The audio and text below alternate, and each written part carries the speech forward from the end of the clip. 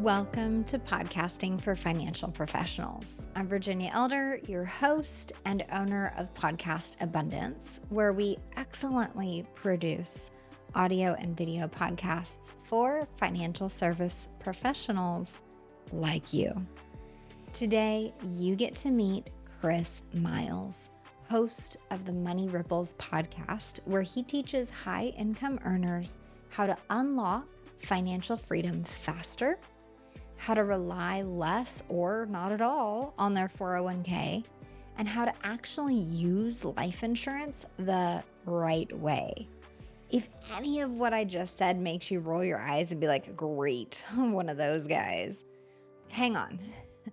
I think that even if your investing philosophies or your views about the right quote unquote type of insurance people should have, I think Chris's experience, stories, and marketing knowledge is worth staying for.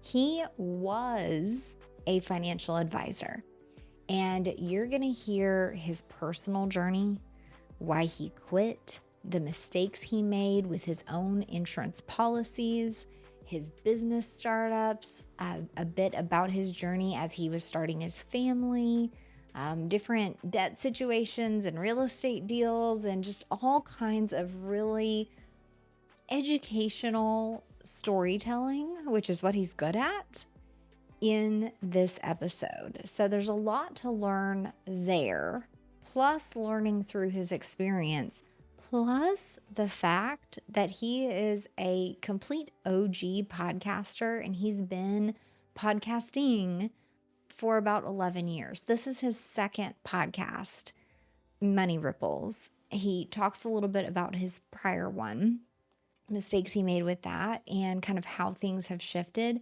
and how now 80 to 90% of his clients come from his podcast. I mean, dream come true, right? So on top of all that, and I didn't expect this, but he even shares about how he and his team are using AI in his business, even though he was completely anti-AI about just 6 months ago. Chris, welcome to the show. Thank you so much for being here. I'm excited to be here, Virginia. I can already tell it's going to be a fun conversation today. Let's just dive straight in and talk about Money Ripples. You have this really interesting strategy that you share and teach through your courses and your content, of course. It's like infinite banking layered with some more advanced strategies around real estate. You used to be kind of the straight-laced financial advisor, selling all the products, all the different types of insurances. And that was kind of your journey, was discovering like, okay, how do they do it? Looking at really wealthy people. That advice though about that whole life is like the worst thing and you should get term life and invest the difference and like that advice is still very popular out there. And even in my shoes, I shared with you that I know a little about the whole life style of investing and how you can, basically take a loan out of the policy while your value is still in there growing, which sounds really interesting, but also complicated and confusing and a little bit scary. So, how do your listeners or your coaching clients or your course takers, how do they navigate that bad advice, potential fear?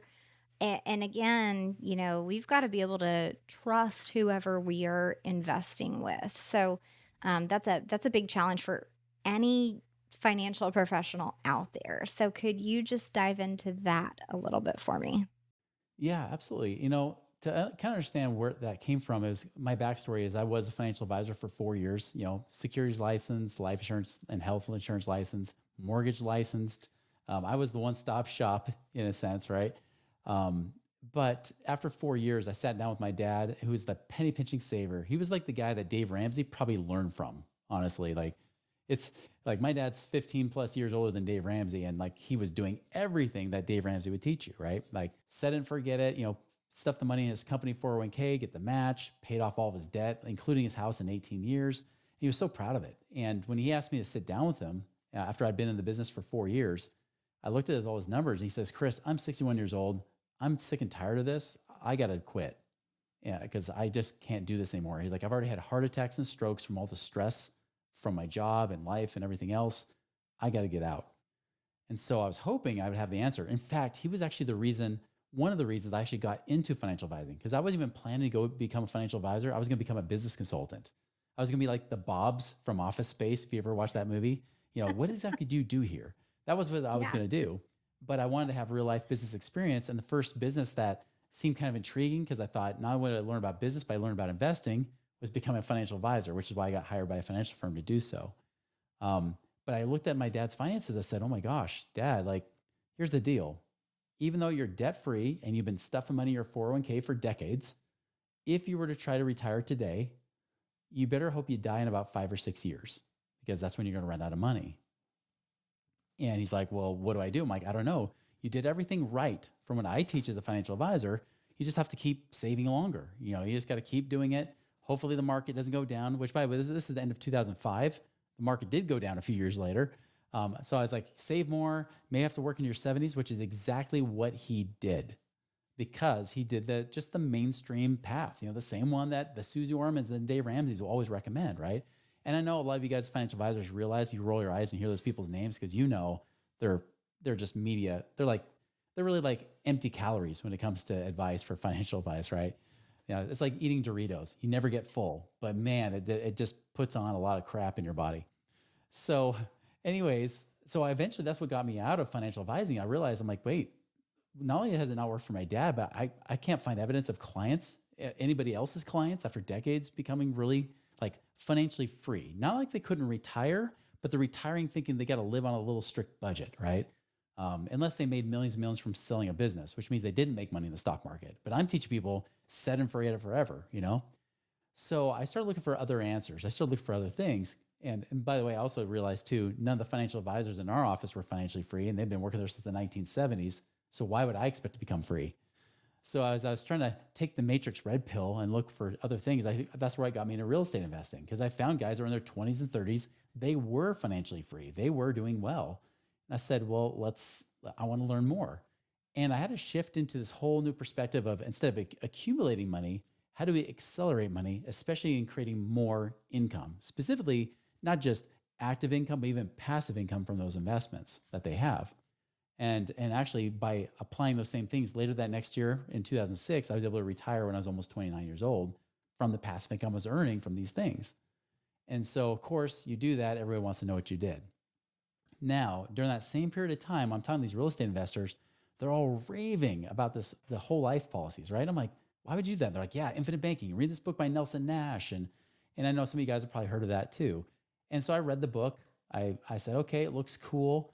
How do I set it up? Now, even though I had an insurance license, I didn't know how to design a whole life policy because I had told people never to get them, So I went to one of those guys' trusted referral sources. He became a friend of mine, and he set up my whole life policy. Now, when I looked at it, I said, dang, this is really expensive. Like these first 2 years I'm paying into it, I have none of this cash value, this tax-free savings account. I don't have anything in here. It's all going to costs, the insurance costs. He's like, well, that's normal for whole life. Whole life, unlike universal life, which gets more expensive over time, whole life is front loaded, then gets cheaper over time. I said, all right, well, if you say that's what has to happen, I'll do it. That was 2006. We all know what happened in 2008, right? The economy shifted. I had actually cut off a lot of my income streams to go start a new business with some partners, teach people how to basically get out of the rat race, as Robert Kiyosaki, Rich Dad Poor Dad would say, right? Well, guess what? I'm back in the rat race. I'm in the hole now between business and personal, everything that's going on. We're sinking. I'm in the hole like $16,000 a month. I'm going from like millionaire to upside down millionaire, where I'm over $1 million in debt. And I couldn't afford to pay those premiums, because those premiums that I asked the insurance company, I'm like, can I stop paying premiums? And they're like, no, you have to keep paying into this or you'll lose it. So I lost that. I put 25 grand total. I was paying $1,000 a month. I was just doing a simple 12 grand a year policy, and I lost it after paying in 25 grand. I figured that's just what had happened. But then I decided to do my own research, right? because I still have my insurance license. I said, you know what? I wonder if I could do these plans better than what this guy did for me. So I started to research it, found out he lied to me. Because I even asked him, I was like, aren't there things we can do to make this better, to return better? He's like, no, you can't. He was wrong or he lied. So I confronted him about it. 2 hour yelling debate I was having. I even brought in my numbers. He was showing his numbers. We're all doing our apples to apples comparisons. I even matched his big old fat death benefit as well because his philosophy was you just get as huge death benefit as possible and that kind of thing. And I finally just showed him, I was like, listen, even if I match your death benefit, my people would still have money in their policy. I would have still had money and I wouldn't have to lose it during the recession. I was like, and finally, when it got to that point, he says, Chris, I did it that way because I couldn't afford to cut my commissions. Like, bingo. Now you're being honest. And by the way, I'm not sending any of my friends and family to you anymore because I was referring him a ton of business. And so I started like on that journey, like trying to see like how can we design this to make it better, like cash rich and actually even flexible like universal life, but more guaranteed and potentially even higher returns based on how it's designed. Over the years, that's why I started to do it. Again, I try to find people that kind of believe that philosophy. But here's what I found every time is that every time I would go to an insurance agent to do it for my clients, they would come back and I'd say, wait a minute, they could do better than that. Like I can run my own numbers and do better than that. Why is the expert I'm referring to not being the expert? Why am I becoming the expert even though I'm trying to make them the referred expert? And that's what pissed me off because even though they knew they could do that, again, they would start pulling different levers so that they get paid a little bit more commissions versus giving the client the very best deal every single time. And that's why we brought it in-house in 2017. I was like, listen, I'm going to do it myself. At first I did it myself. All of a sudden it got bigger, especially as I was on podcasts and a lot of real estate investors started referring people to me. I finally just said, all right, I got to get a team to do this. But when I bring on agents on my team, I was like, listen, if you do this, if I find out that you don't do the best job for that client, you're out, you're fired. Like this is your verbal warning. You get one warning and that's it. And luckily I have a good team that doesn't do that. But that's the hard part. Even when I try to find somebody who actually talks about this infinite banking concept and stuff, and there's a lot of myths about that too that aren't like half truths really. Every time it's like one agent does a good job, but the other agent with that company doesn't do a good job, or they just aren't consistent. And so that's kind of why I did what I did. I'll tell you, here's my secret though. Because you'd think because I cut back our commissions like 80%. I mean, we make like 20% of what we would normally make on a typical whole life policy. But because it's in the client's best interest, they do a bigger policy.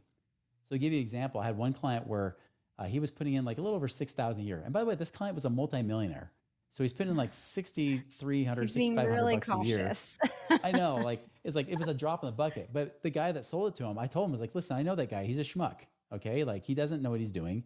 And he's like, yeah, but he sent me some referrals in my business. So I feel obligated to do a policy with him. So he's doing like $6,500 a year. 6 years later, he says, Chris, I've paid in like 37 grand or so, 38 grand into this policy, and I only have 18,000 in here. Like it's all going to cost. This isn't like what you were describing to me years ago. I said, no, I told you that. And so I showed him like, here's what it could look like. And I showed him like an example, paying in 50,000 a year, but then he has $40,000 available from day one versus zero, which is what he had for a couple years straight. I was like, no, like you put in that 50,000 a year for 2 years, instead of having zero, you would actually have roughly about, in the ballpark of like 85 to $90,000. He's like, well, that's way better. I should do a bigger policy. So he could actually debate between doing 50,000 to 100,000 a year. He did 50. I talked him down. I said, just try it out. You can always get another one later. And what's crazy is my commissions on that were double what that other agent made on that 6,500 policy. Because again, I just did what was best for the client. So it's funny because I get agents saying, oh, I can't afford to do that. I'm like, well, you can't afford not to. Like if you really have an abundance mentality around your business and you do the right thing for your clients, you'll realize that your clients will actually take care of you pretty well too. Not to mention, I got crap loads of referrals from that business that literally I was working like 10, 15 hours a week, but I was making over $1 million in commissions a year, even despite the fact that I lowered my commissions. I could definitely see how this is a really attractive concept, which that easily brings in some of your language around the marketing and, just the words on your website even. The big thing that stood out to me was, you're talking about insurance policies and things like that. But then it says, like, right there on the page, no kickbacks, no commissions. So could you explain a little bit, like, how does that work? How are you making money? I mean, obviously from your courses and things like that, where you're actually engaging and teaching. But if you're working with someone, setting up a policy or whatever, then how are you getting paid? How do you make money? Yeah, so naturally on the insurance policies, we get paid commissions from the insurance companies, right? Although we do it a lot differently than how 99% plus of agents will do that kind of thing, where we minimize the commissions and cut the cost as low as possibly can go while keeping the life insurance still tax free. So we really cut our commissions on that down like 80%. And that's not our main strategy, but that's like the main product. I guess you could say if you're in talk about a product, a financial product, that's what we do offer, where we do design those policies. And we do it that way just because it gives people a better ROI on their money, specifically with using whole life insurance. I actually used to do everything from mutual funds to variable universal life to variable annuities to you name it. And then even in the early to mid 2000s, as they started to become popular, indexed annuities and index universal life, I used to do all that stuff.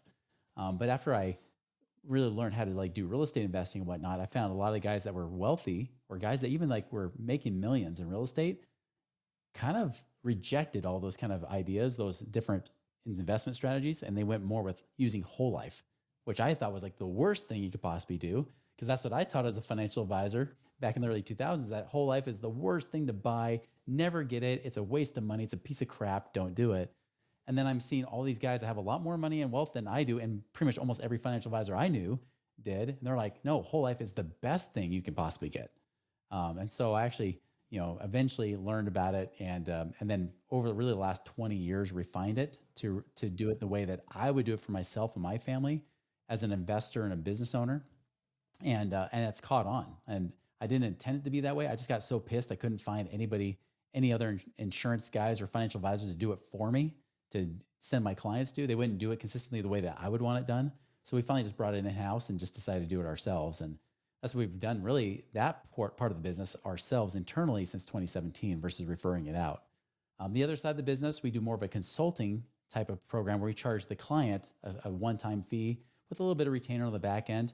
Not so much like a financial advisor fee, but more just consulting fee to say, let's help you strategize and do things that are outside of Wall Street, more Main Street investing, things that might be investing in business, real estate, oil and gas, things of that nature, more alternative investments, and just kind of connecting them to those kind of deals, like what's available out there. But on that end, I don't make any back end commissions for anybody they might get connected to that we may know. That's something that's kind of rare out there because there are like mastermind groups and stuff that will say, "Hey, we've got our whole network you can use." But what the clients often don't know, or those people, those mastermind members don't know, is that on the back end, these people are being paid, and the only reason that those investments are in that group is because they promise them a nice chunk of money.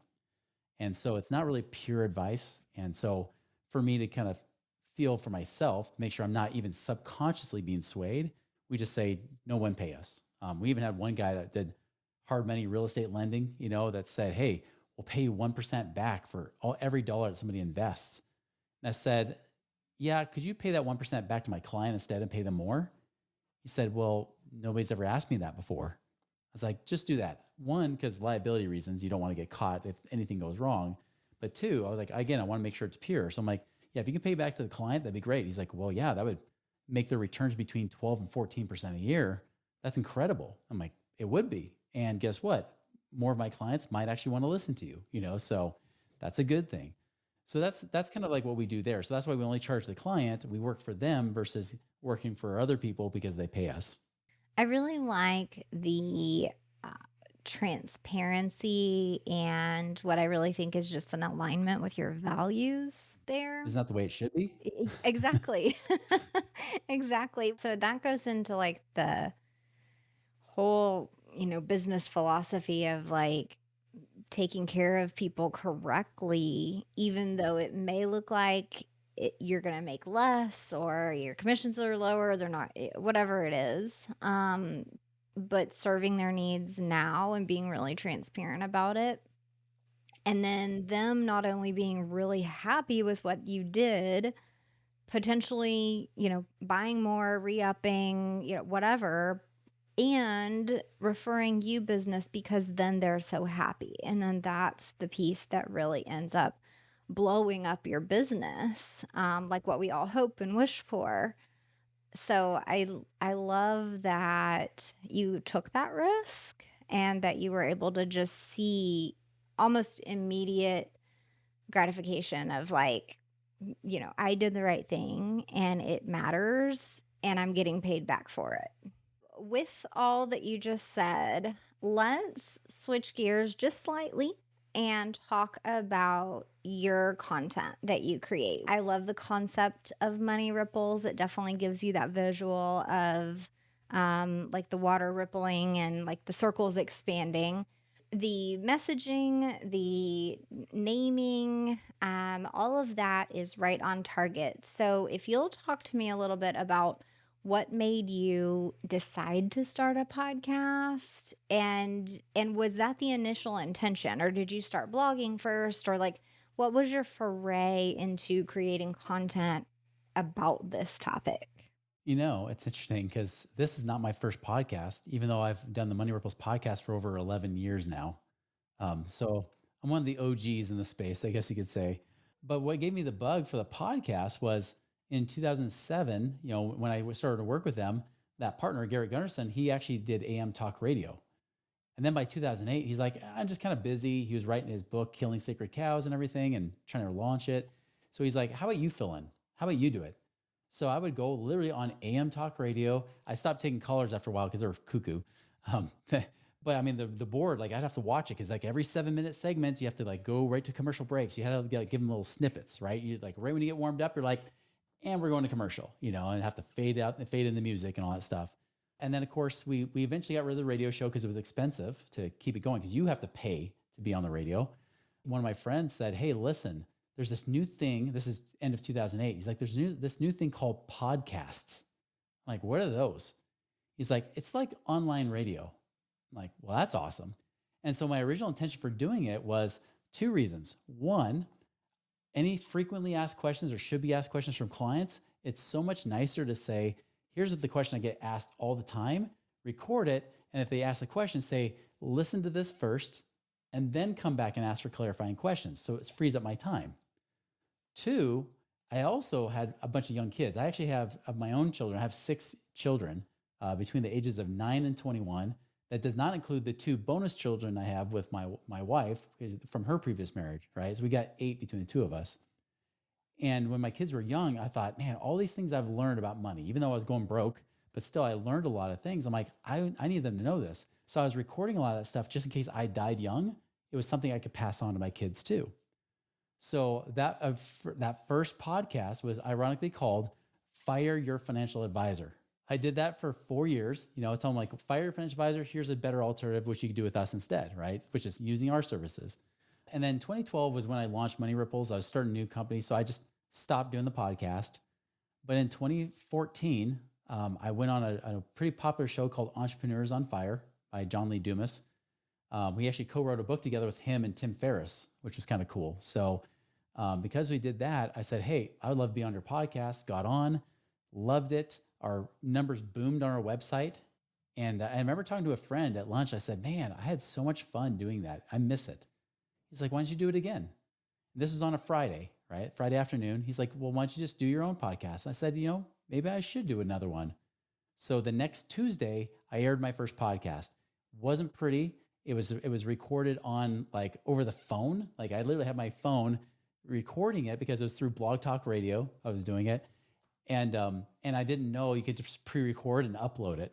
So I was doing it on my phone. It sounded horrible. Like it was horrible sound quality, but I got it out. I launched it, or as some people say, you shipped it, right? So I shipped it, got it out, and then I just kept doing it, kept revising it, making it better and better. Eventually, about 2015, about a year or so later, I realized, wait a minute, this could actually be a great tool to get more clients because I was just doing it to teach, right? And so eventually I started using it more as a marketing, started going on other people's podcasts, stopped doing as much live speaking and traveling all over the country and stuff. And what happened is my business doubled, but my profits octupled, by doing that. I just went all in on podcasting. And really, even to this day, 80 to 90% of our business comes from podcast or YouTube. Like it's really like the big part of what drives our business even today. And again, so easy because people become nurtured because they get to know you better and they're almost sold on you even before they talk to you in the first place. So you don't have to really do a sales job with people. You just have to see what they want and see if you can help them get it. And it's a much better place to come from authority standpoint because you do something like that. So you didn't even start it, creating content or a podcast because you knew that it would create trust or give you authority in the space or grow your client like you started it because you were like, that was cool and I want to teach and record just in case, A, if I pass away, but B, people can learn. And so I like that really like genuine initial reasoning. I have a question about when you say 80-90% of your people come from your show, from listening to your show and then turn into clients. But then also layer that with, like you said, you are one of the OGs in the space. So do you think that longevity of being consistent and creating content and having the show for 11 years is kind of what leads to those big 80-90% numbers that all these new podcasters are hoping for? Or like what do you think is like the trick there? Oh, absolutely. I mean, sometimes people reach out pretty quickly if they hear me on another show, and then that's one thing I learned after the second time I was on Entrepreneurs on Fire is I, instead of driving my website, I drove my podcast and then found out that was a great nurturing tool, right? I mean, we hear this all the time. People are like, hey, I've been following you for years. I finally decided to reach out. And that's the thing. It's like you're right. The longevity is everything. And I remember even in 2015, being a year or so in, I actually had a really rough day one day. I think it was in September. Um, I was just thinking, like, man, if I just quit this podcast, would anybody even notice? Like, would it just be like, am I just talking to myself? Because especially when you're doing this, and I wasn't using camera at the time. I started audio only, but still, I felt like I was just talking to myself. And so that same morning, I'm like, maybe I should just shut it down. This is depressing me. And then I go to this conference, this like conference for like people that do essential oils.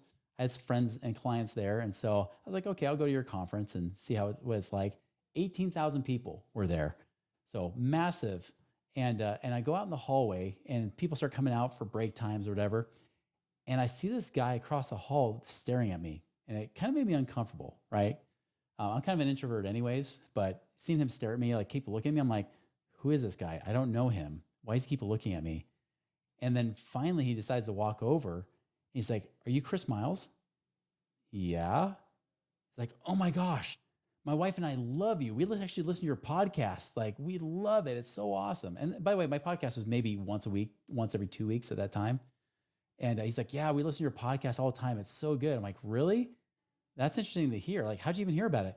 Oh, well, our team leader is one of your clients.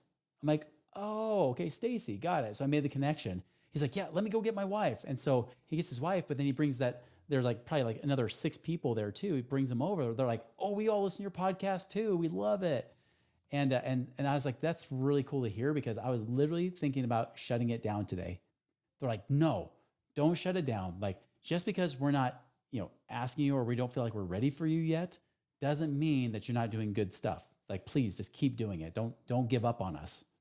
And so I didn't. I kept going, now 10 years later after that event, and that's what's kind of cool is that longevity really does earn trust. Definitely helps a lot of times when there's other podcasters like yourself, like, okay, I don't have to describe to you what we need to do before the show. You've done this like on your own show almost 1,000 times. You got this, right? Like it makes it nice. It makes it very easy. And it makes it also helpful for me as a guest to try to figure out what to make better for the episode for other people too. So thank you for sharing that story because I think so many people hit that moment where they're thinking like, my numbers aren't growing or this isn't working or I'm talking to myself. The video these days is interesting because yes, we can see each other. So it does feel slightly differently than recording just audio. But it also adds a layer of complexity that's really scary to some people. Some people aren't comfortable in video. So then they're like, oh my gosh, I can't do a podcast because now if you do a podcast, you have to do video. So there's like, there's all You these don't have to, but it differing, helps. yeah, Yeah. you definitely don't have to. But yes, I think we all hit those moments at some point in our business, in our content, whatever it is that we're doing.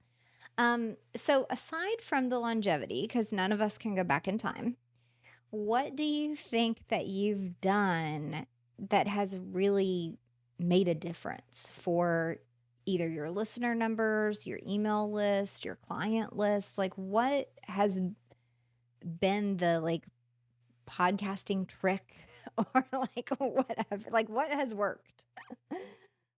It doesn't hurt to have good guests on, obviously. People like that. I think the biggest thing is know who you're talking to. Like, know who your target audience is.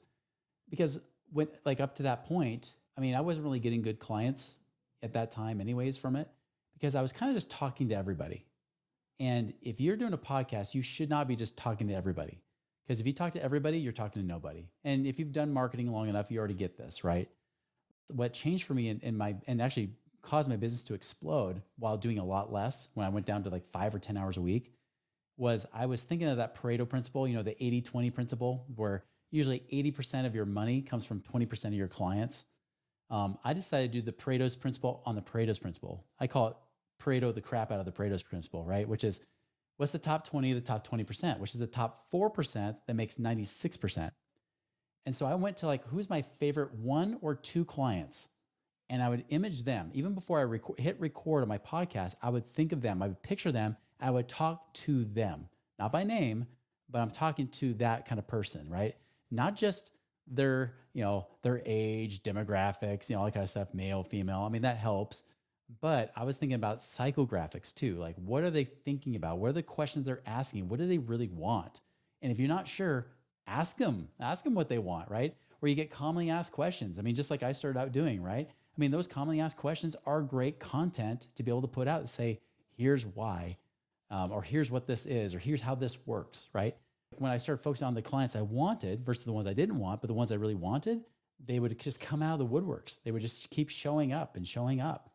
And so that's very important is know who you're talking to, know your avatar, know that demographic, know the person, what they're asking about, what they're doing, what their situation is. Are you focused? Like in my experience, the thing that really gains a lot of trust for people is because they're like, you were like the wizard behind the curtain. You were the financial advisor. You were there on the back scenes. You're the one that stepped out from the curtain and said, hey, I was the wizard. I'm nothing special, but here's what worked, right? For that unique story, those unique experiences, no one can take that away, and I think that's what's really important is that you got to put yourself into it, then use tools like AI to help you even more. I'll tell you that's my secret lately. The last year is I would call it AI plus critical thinking. Like, don't just use AI because AI by itself sucks. But what I learned from a really good marketer just in the last really 3 months, that's all it's been, is he's like, hey, let's figure out who your avatar is. And so he put it in, we're like putting in the demographics, the question they're asking.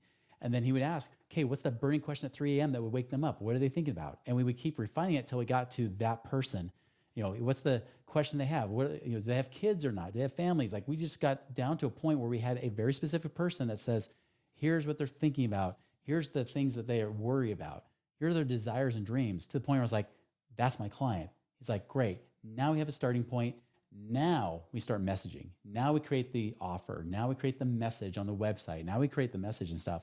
And I have that all uploaded to my AI now, so that when I go to do podcast episodes, I'll say, keep in mind my target audience, and you got to ask the right questions. I'm like, for this, like, here's the topic of the show. What would be what would be a great title that would just hook these people, that it's like scroll stopping for them, like they would have to watch it.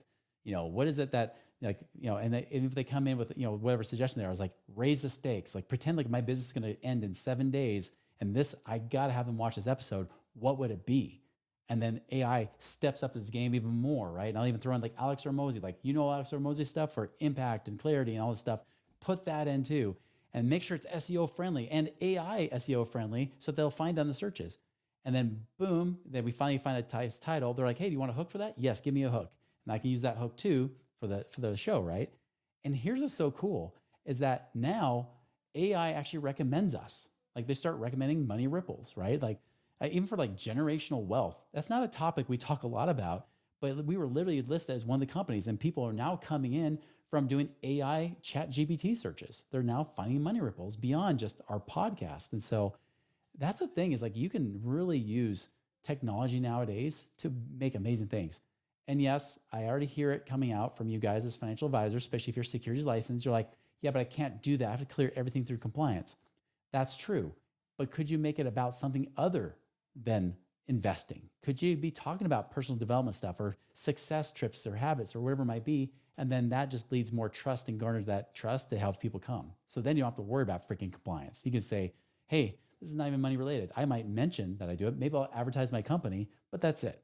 I love that. So you basically just talked us through high level how to kind of program ChatGPT for ourselves for our business. And that's the thing that I find that when people say, "Oh, like it sounds so AI," or "I can't use it," or "I don't get it," or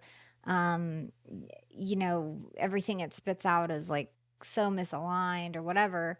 That's the piece that they're missing is taking the time to go in and I forget what it's called, but it's like somewhere in settings where you can even tell it like never use these certain words, remember I am this. And And upload, like you get transcriptions of things you have done or recordings or any writings you've done, load it in there and say, use my words, like sound like me. And that's where it gets scary, yeah. right? Then you're like, wow, like AI could actually try to be me. Now, granted, I'm not very well polished, which is like the one thing that people say, oh, we know Chris not AI because he could be way more polished if he were, so he's got to be real, but it's true. You can Right. definitely use that. I mean, yeah. So upload all your content, and that's the thing we did too. We like threw in all of our content, like uploaded some of the like webinars that I would do and things like that, and throw in the transcription. Say, great, use that as reference, or use this website as reference. That's my website. Use that as reference now for here forward, and say, yeah, remember this, and they'll say, good, got it, locked in. I do find that that is something people are totally missing in the whole AI space. They're either signing up for and paying for and using tools and then thinking they can copy and paste and it is bad. Let's just be honest. Or they have tried and gotten frustrated and it's been a turnoff for them. And no offense to continuing to use a copywriter or paying for various services, those are important too, because those people can often come up with really creative terms and really wonderful connective language for your audience. But, if you need something today, that's where programming AI to where you can use it on a whim is really, really helpful. So, okay, let's lean on that just a little bit. How else are you using AI in your business, in your podcast? Aside from ChatGPT, are there any other tools that you're using? What are you loving right now? I mean, chat definitely is amazing. I know Claude's better for writing. So if you're trying to do writing, Claude.ai is better. And just so you know, guys, like I was resistant to AI up until spring of 2025. So like months ago, like I was refusing to use it, and now I am. Right. By the way, create fun content is there's even like an AI app for Dave Ramsey. So if you ever like people always ask me like, I wish you go toe to toe with Dave Ramsey. I'm like, let's be honest. Dave Ramsey has the little call end button. He always gets the last word. He will always win. He'll make sure of it. There's never a time when he doesn't win. That's stupid for me to go on his turf. But there is an AI Dave Ramsey that I can actually talk. And I even went through and said, hey, wait, so Dave, you're saying you've done this with your investing. So shouldn't we do that too? He's like, yeah, good point. I'm like, oh, he would never admit that on his show, but his AI version did. Right. So you can do all kinds of fun stuff that way, of course. Here's other tools I use with AI. There's like napkin.ai, like, napkin, yeah, whatever. That one's great if you're trying to create like maybe visuals, like diagrams. If you're trying to create like this, pyramid type diagram or whatever it might be, or flow type stuff. If you're trying to create diagrams to show clients, because I'll tell you, in our space, one of the hardest things is trying to show people, like create visuals of concepts that you do, especially around investing in money. It can be very overwhelming for people. Even if it's simple, they'll have mind blocks about that. It's got to be hard. So a lot of times using those visuals might be a great way to do it. So napkin.ai could be another great one you could use too. Thank you. That's not one I've tried. So now I'm going to go try it. Awesome. Talk to us just a little bit about what I call the conversion loop. And that is how you bring people in through your podcast, what their next steps are through the process until they actually become a client. Do they join your email list? Do they sign up for a free something or another? What's that look like for your business? Yeah, I mean, there's different things you use as lead magnets. I mean, with our infinite banking part of the page, we actually have already like a master class there, so they can watch the master class, which again saves us time. In fact, we require them to watch the master class before they come talk to us. So then they're already ready to say, okay, cool, I think I know what I want. It needs to look like this. And literally within a half hour or so, we can be like, here's your plan. You like it? Cool. Let's get it started. Right. Like it's makes it much, much easier. That's one of the things we do is like we'll post like certain videos. I do have a newsletter that people can sign up for, and some people will actually opt into that, even though I'm always shocked when people do personally. We are releasing a new book, like an actual real book called Work Optional Blueprint, that's been released here in September.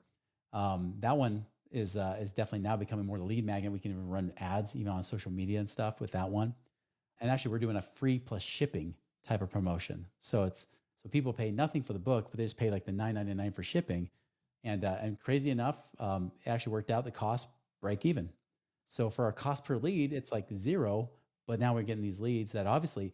Here's the one thing I've learned from marketing is that for every $1,000 somebody wants to spend with you, they need about 1 hour of your content to consume. So if you're selling something for $1,000, they watch 1 hour of your content, they'd probably be ready to pay $1,000.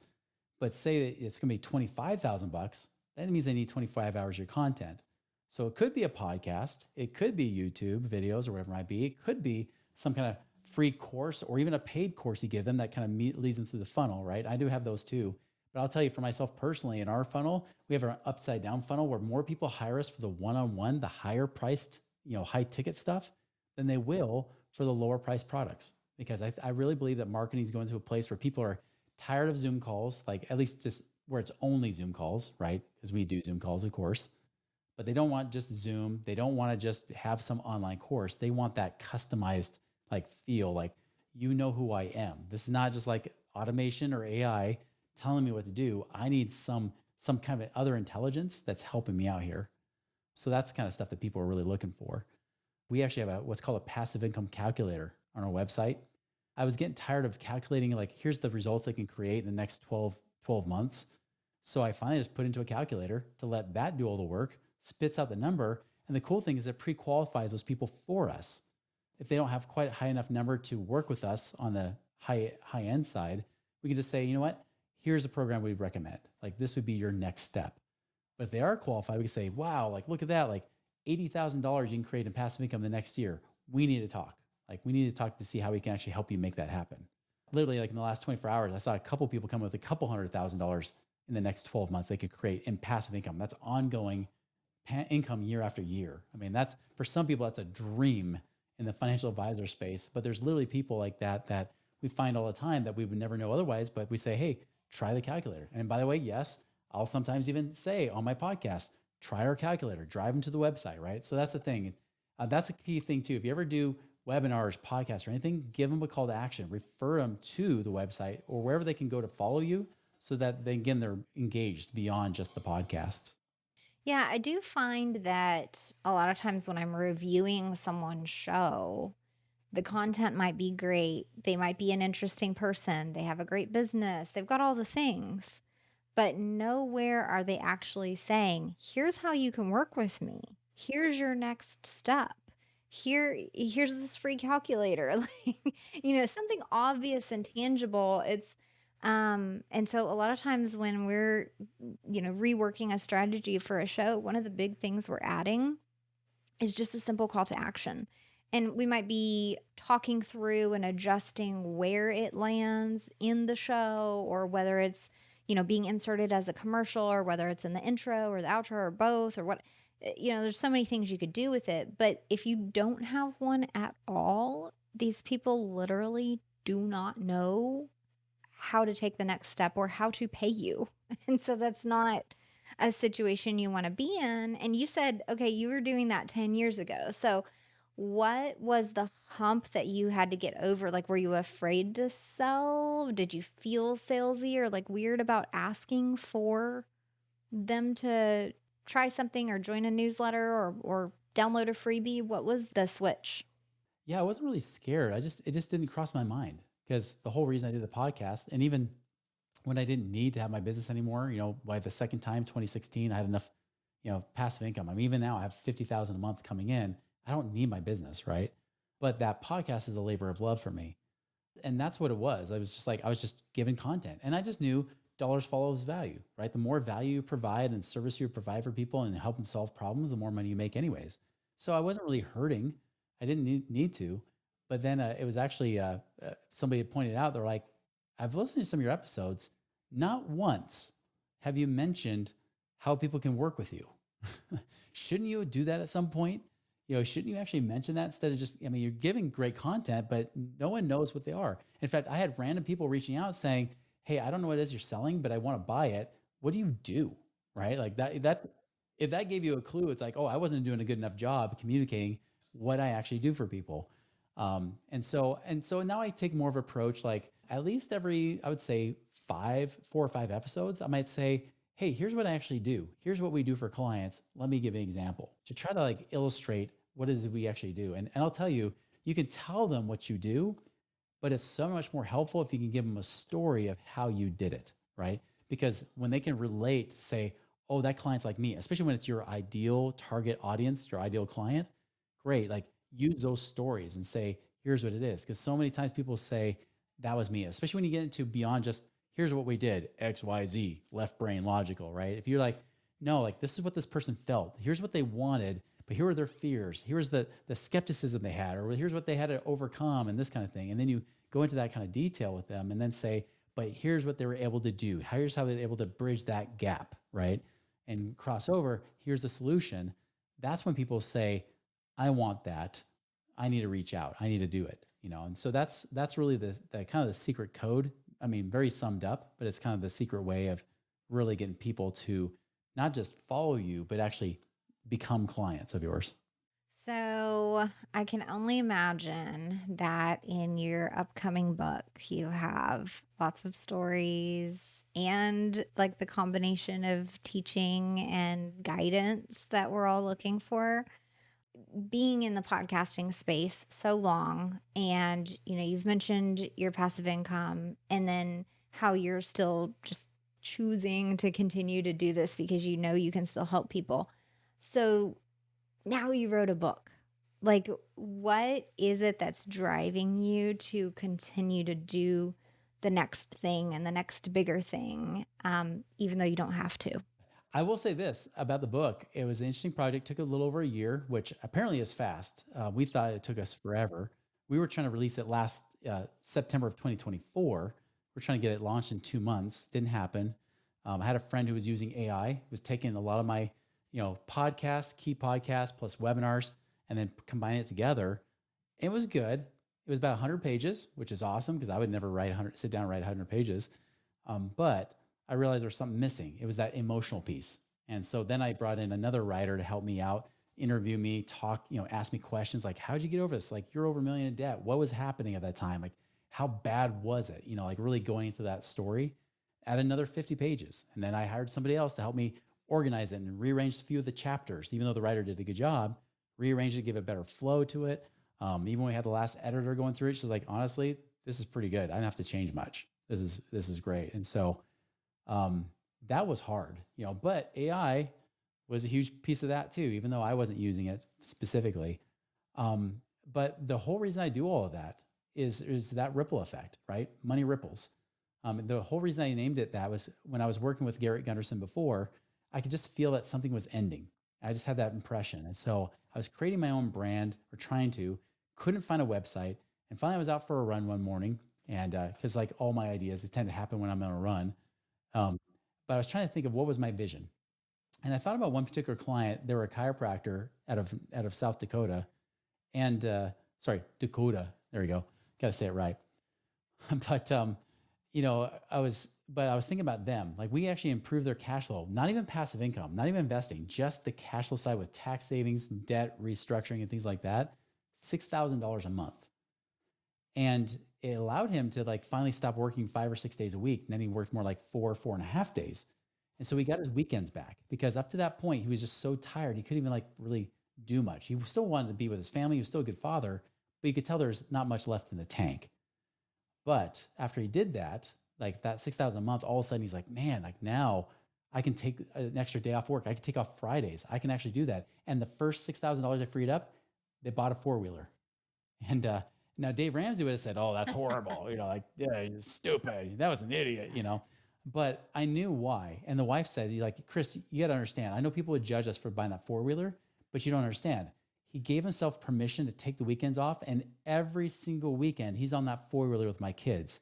My kids got their father back, and I got my husband back. Yeah. And they're out there having And I thought fun, about doing something that ripple effect, exhilarating. right? Yeah, I mean, think about it. That creates a whole new legacy for the kids to follow. It also creates more time freedom for him so he can stop focusing on just himself and focus on the community, which blesses the community, the country, and ultimately across the world. And that's when the name Money Ripples came to my mind. It was that.